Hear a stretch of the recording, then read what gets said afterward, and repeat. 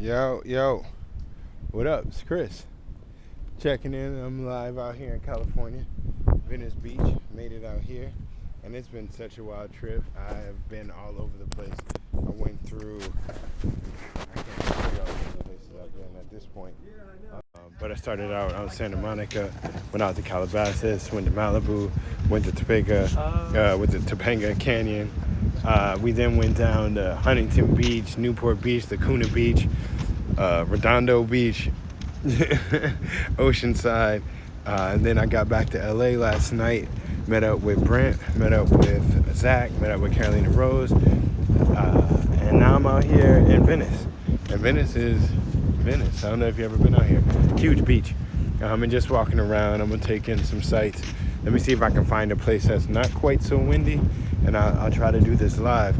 I just want to check in with people. Apparently Venice is far from everything, so now that I'm out here, nobody really wants to meet up. But that's all good. Still enjoying myself in Cali and trying to figure out what I'm gonna do when it comes to this art music stuff back at home. Because while I've been out here, everyone's like, yo, so what do you do? What's kind of your thing? And that's changing. For so many years, my thing was throw as many events as possible. For so many years, my thing was like at all costs, keep rocking. Like don't stop throwing the shows and just like keep throwing events, keep making art, keep making music. But after the pandemic hits and after some of the things that have happened, you know, I gotta say, like, what am I doing with my life and what do I enjoy doing? And on this trip, it helped me remember, like, yo, I really like meeting people and I really like traveling. And for a long time, in order to stay in New York, I haven't really been traveling. I haven't really been meeting new people outside of New York because it's so expensive and it's so difficult to keep everything floating in New York. You know what I'm saying? And I'm glad you got, hold on, I'm back. But so when I'm out here in Cali, though, I'm in the studio and I realize I haven't been in a rehearsal studio in a year and a half or something like that. And it was loud as shit. And I realized, like, yo, me getting back into music, I'm gonna have to like adapt again to how studio works and how like loud the music is when you're rehearsing or when you're working in certain contexts.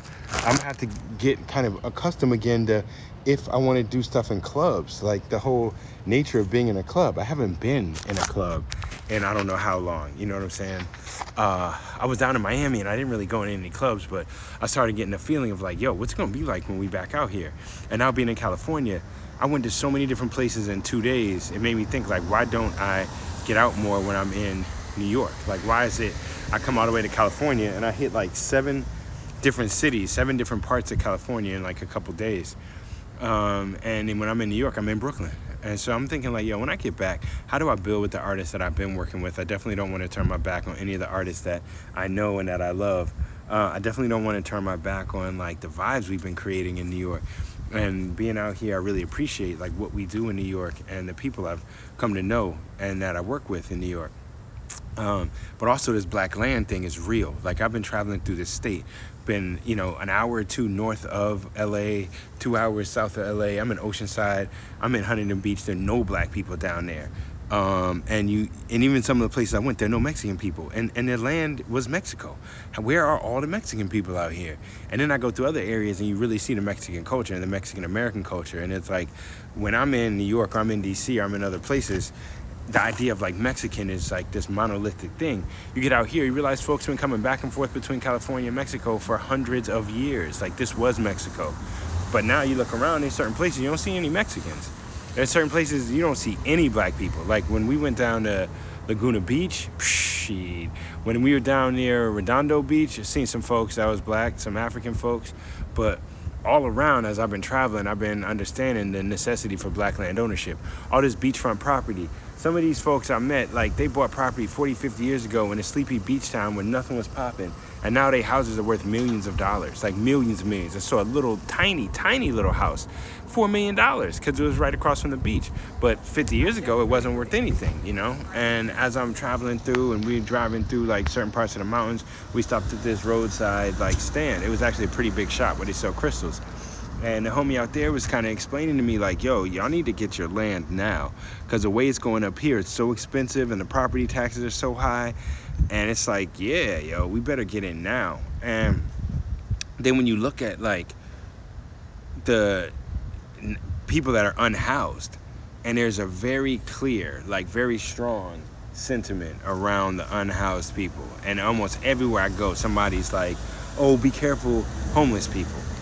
As if they are not people, or as if people being homeless isn't a result of other things. And it's really wild that now that I'm in LA and I'm spending time in LA and I'm in Venice and I'm in some of these other places where it's hella expensive, but you don't get anything for it. I've been in other parts of the state to where there was almost nothing there, but you could at least farm, you could at least grow food, you could at least have a sustainable way of life that didn't cost you millions and millions of dollars. And it makes me think like folks are forgetting that this is all constructed and that we've made these environments that really are well suited to certain people, but not others. And not everyone is going to be able to adapt and adjust and fit into whatever this society is, where there's no grass. Like I'm in, you see where I am now. But where I was 2 days ago, it was all woods and grass and areas that were arid. And like definitely farming out here would be difficult, but you could do it. And I'm also seeing like, the resource management, like when we talk about humans and we talk about how we use the world, the resources are mismanaged. Like we stayed in a hotel, you walk outside the hotel, they got sprinklers going, watering their grass, and there's literally a drought. And you go 150 feet, everything is brown and dry and could like burn up.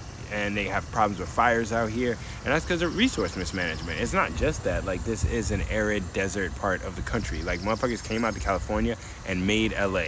It's totally fabricated. But on the other hand, there's so much beauty out here, and the people have been dope. A lot of the folks that I was able to speak to have been super friendly.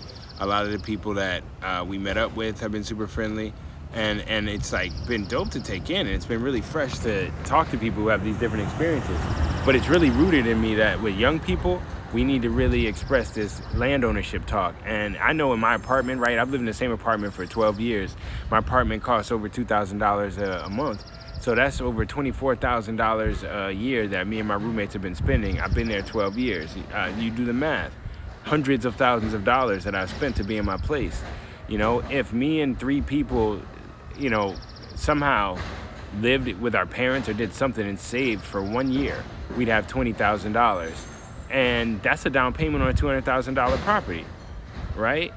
And that doesn't seem like a lot because in New York, a $200,000 property is a condo. But in other parts of the country, that's way more than a condo. And once you buy that, you then have equity, and you can pull out of that to buy a larger property. And it establishes credit. And so it just got me thinking, like, people weren't telling me this when I was younger.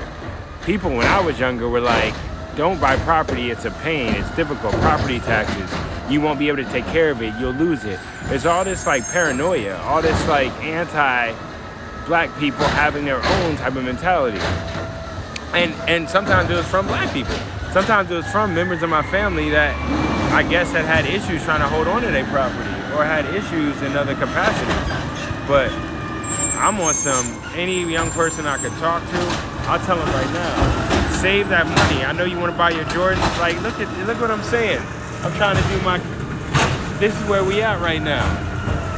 And it's beautiful that we got a way to pick up trash, but we think about all the trash we make, right? It's funny. The Biden administration is pushing this idea of green jobs and this idea of environmental protection and this idea of like we want to green up everything.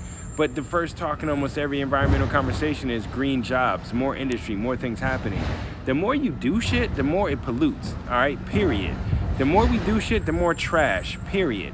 And I know everyone's being told manage your own personal waste and you are the problem, your plastic use, you using straws, you using spoons, you using cups. It's not you, it's these major companies. It's this huge multinational intercontinental conglomerate of businesses that use all this stuff, and they need to be regulated. Biden isn't talking nothing about regulating them. I get it. He's trying to protect the wildlife by shutting down some of the openings that Trump made.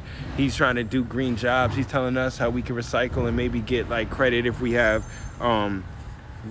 green vehicles or whatever. But what do you do with the car batteries? No one knows how to manage that. No one knows how to manage all of our computer batteries. There are all these things. You hear in Bitcoin now, Bama's like, oh, Bitcoin poisons the earth. Bruh, the companies that make the rubber on the tires right there, they poison the earth.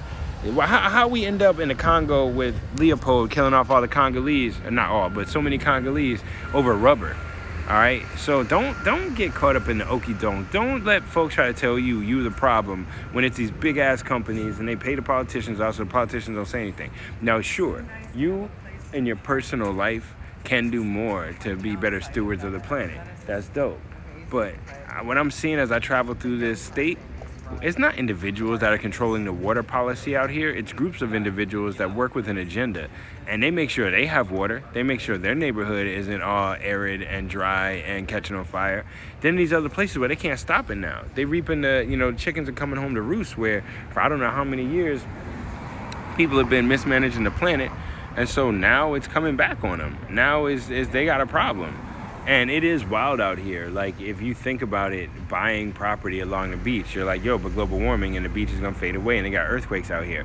Property is still $7 million, $6 million, $5 million for tiny houses. I'm talking like not big at all. And even in the city, I'm seeing property and I'm talking to folks about what they pay for rent. And it's just really wild. And LA is spread out. Like, I don't know if you ever been out here, but I'm in Venice. No one will come meet me because it's a 45-minute drive. People drive everywhere. They stuck in traffic all the time. And so I don't know. It has me thinking.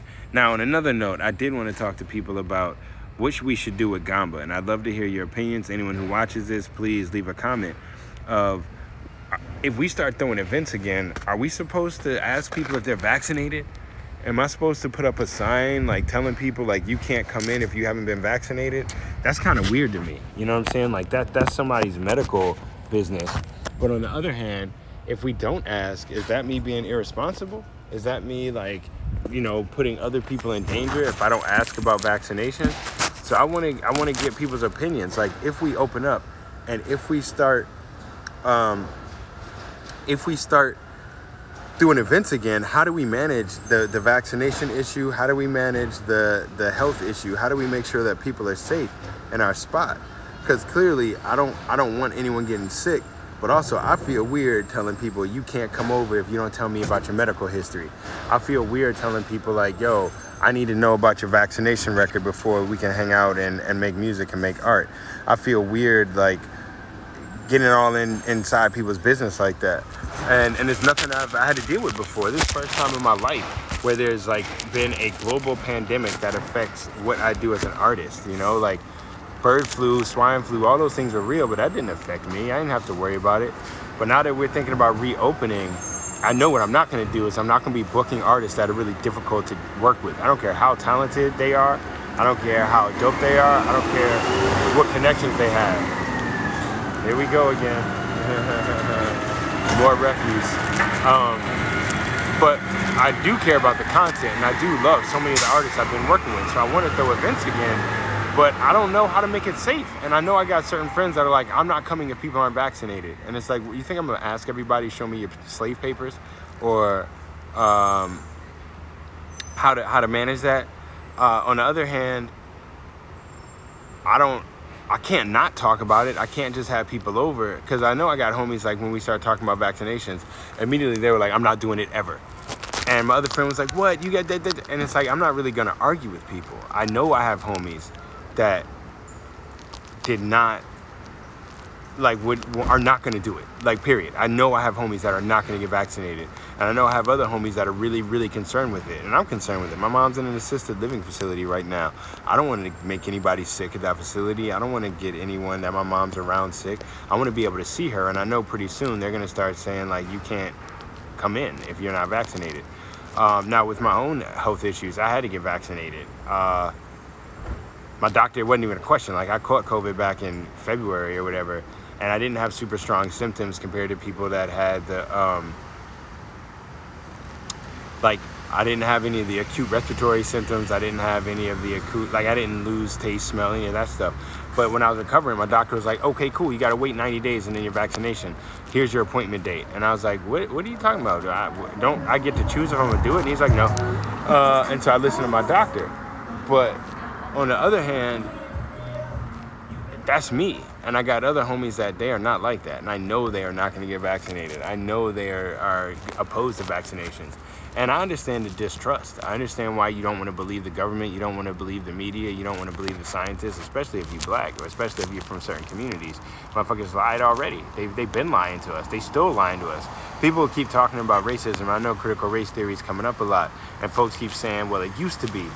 It's still like that, yo. Like, you ever been to a jail? Like, you ever actually, like, gone to a jail, let alone, like, a prison?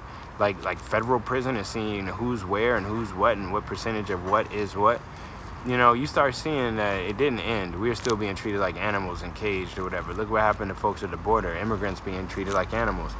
But when it comes to the vaccination thing and running an art space, it's real. Like, I do have a responsibility to the people that I know and the people that I care about. My art space isn't some like, oh, we are open to everybody, but just like rando, it's people that come to the spot. It's because I know them. People that come to our art space is because we all are like alikes, and so I don't want anybody getting sick. But again, I'm not gonna have some notice at our door that's like, check this box to let me know if you're vaccinated or not. And I don't know, and everywhere. I mean, you walk up to people now and you go to shake their hand, they're like, oh, don't worry, I'm vaccinated. And people will be asking, like, are you vaccinated? And I want to be like, I'm not talking to you about any status of mine that isn't necessary, but maybe it's necessary to talk about. So I don't know how people feel about it. And so as a member of community, I want to ask y'all, like, I don't want to just tell you what we're going to do. I don't want to just impose it. I want to ask people, what should we do? What is the best way for us to manage safety as we reopen at Gamba? Because I don't have the answers. I have no idea. And different people I speak to have different opinions. There is no uniformity of thought. There is no one way to manage it. And I've never been in this scenario. I mean, you got to remember how we get down. It's like, things are different now, but I was the type of dude where definitely I meet you at the bar, we talk before I even know your name. If the vibes is right, we can spit in each other's mouths. Like, I lick your face type shit. Now, clearly it's different now. My life has changed, but there was a certain time where I was such a interpersonal kind of communicator and vibe person, where if you felt like it and it looked right and y'all were talking to each other, you're grown adults, you consent, make out with people you don't know, you know, like lick tongues with people you just met. And right now it is not like that. Like, right now it's like, before you even hug people, it's, hey, what's your vaccination? Hey, let me ask you personal questions, you know, and it makes sense. But I don't know how to act in this current world, you know what I'm saying? Like, even in just meeting up with people and saying hello. The last time I was around 10 people at once, like on a steady basis, I don't know how long ago that was. So now when I go out and I'm like saying hello to people or I'm meeting people or whatever have you, wow, I just seen this man, we got a Ferrari up in the garage right there. See what I'm saying? We out here in Venice Beach, man, we got a Ferrari back here. I don't think you can see it, but it's in that driveway. So I don't know what to do, and I want to be safe. I want to take precautions. I want to make sure people in the community are safe. And I saw a whole lot of people during this pandemic who did not give a fuck. All right, I'm gonna be direct with you, straight up. There are a lot of people who are irresponsible when it comes to community. And I understand some people would say, yo, we had to do our events. You know, we had to make money. We needed to stay sane. Yeah, I feel you. And if I really believe that people did it in the name of community and sanity, all right, but I don't know if I believe that. If I really believe that people were making money to pay rent, but I saw these parties, 15, 20 people, charging people $5. You ain't making rent with $100 and you spending money to throw the event. It looked like you just like getting fucked up with the homies, which I understand. I spent a lot of time doing that, but we don't got to pass it off as community or anything else, mental health or anything like that. And so I don't know. So now there are also a bunch of people I can't work with anymore. There are a bunch of people that when they hit me up like, yo, let's do events. No, I saw how you believe about community. I saw how you look at responsibility. I saw how you go about, let me get with the flowers behind me. You know what I'm saying? I saw what it was like and I'm not fucking with it. Like, at this point, I am definitely, when I'm not talking community, I'm 43 years old. It's not I'm 25 and I say what I have to say in order for people to give me money. If you know me, you know I say how I feel even if it fucks the money up. I say how I feel even if it makes people upset. And that's the other beauty. I got into it with somebody the other day where they were like, oh, well, I donated to your cab ride when you were getting your immunotherapy treatments. why are you being rude to me? You know why I was being rude? Because you were saying rude shit about trans people on the internet and had been for years. The same person that talked shit about my former roommate, Paper, who's now running for mayor, the only person running for mayor in New York who has the policy that I appreciate and is anti-police, anti-violence, pro-love. But Paper had been down at AC3 and performing in a wedding dress out in public, and people started posting like, yo, when I grew up, hip-hop was different. They would have whooped this dude's ass. And one of my homies was like, yo, I can't believe the way hip-hop has changed now, and people are so soft, they let this shit ride. And I got on the post, and I was like, yo, that's my roommate. And this presents a problem, because you my homie, he's my homie, but you talking about threatening things about the homie, and normally I'm very protective of my friends. So if people threaten them, I have to say something about it or do something. And that doesn't make sense, because we all supposed to be homies. And so the same person kept talking shit about trans people and uses his Facebook post to dog whistle for other people that are more extreme in being anti-queer and anti-trans. And I finally was like, yo, y'all some clowns. And he got mad at me. And he's like, I'm a clown, you're rude and disrespectful. It's like, I'm disrespectful. You not allowing people to self-identify. You're saying they aren't who they are or able to identify for themselves who or what they are. And you're mislabeling them and mislabeling me, because then he started saying I'm certain things that I'm not and all this crazy shit I'm not gonna get into. But then I'm rude. And it's like, he's a clown. He is. But also, I don't lose anything if I never talk to him anymore. The past 2 years between me getting diagnosed, me being on therapy, me then being in pandemic, is most of the fake people disappeared. Even people that I like and that care about me kind of disappeared. Whether it was due to pandemic, whether it was because like, yo, hanging out with me wasn't so much fun. It's like, hey, Chris, what are you doing? Nothing. I'm recovering from surgery because I got diagnosed with cancer. Whoa, that's heavy. I don't want to be around. And so even homies weren't around. Even people I know care about me and love me couldn't handle the reality of how my life had changed. I'm not drinking no more. I don't have free weed for everybody. I don't have people around. Because also another reason people are around me is I was around a lot of other people. So if you're trying to fuck or you're trying to like hook up with people or you're trying to meet people, you come hang out with me, you'll probably meet somebody you find attractive. You'll probably end up someplace where you can meet somebody to try to link with. You'll probably end up, I think, being getting attention from people you like to get attention from. And so when I got sick and all that shit ended, it's like, yo, my circle got reduced to a very small number of people. And so now, if people got a problem with me and me telling my truth, I don't lose nothing. I've been by myself for the past 2 years, except not by myself. Like, Melissa's been there for sure. Like, for sure. You know, Melissa's been there. A number of people have been there. And so any of the people that have been around, thank you. And I recognize you. I'm not trying to say that nobody was around. A lot of people showed love, but a lot of people disappeared. And so now, as I redo or think about how we're going to reintroduce Brooklyn Wildlife, I'm not fucking with none of the fake shit. Any of the rappers that want to talk about slapping women in the face or how tough they are, I'm cool on all of it. And if it's like, yo, but you're censoring me, I'm not hearing none of that. Say that shit for the people that want to do it and go hang out with people that like violence. You know what I'm saying?